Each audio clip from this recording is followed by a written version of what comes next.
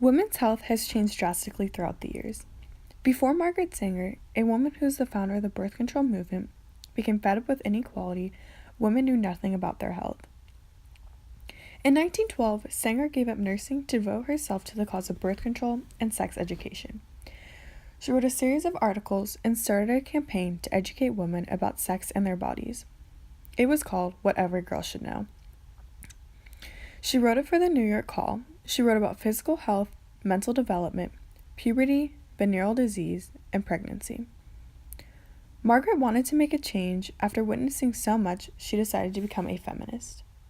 Feminism is a range of political movements, ideologies, and social movements that share a common goal: to define, establish, and achieve political, economic, personal, and social equality of the sexes. Her main goal was to become a sex educator for women and become a birth control activist.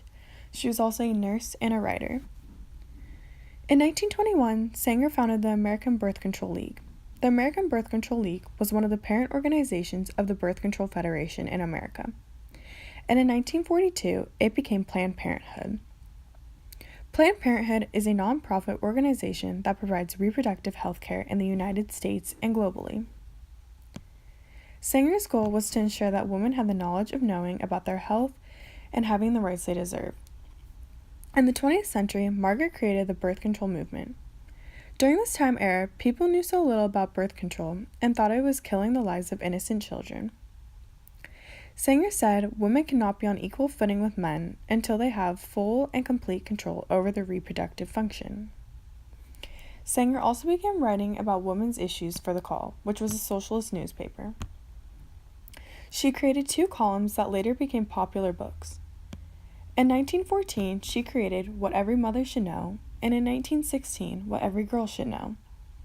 After covering the topic of venereal disease, she went up against the U.S. Postal Inspector Anthony Comstock, a one-man army against all things sexual.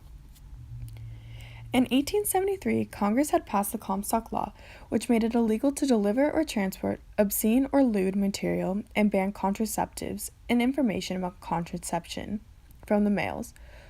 Comstock censored Sanger's column and then seized the first few issues of The Woman Rebel from Sanger's local post office.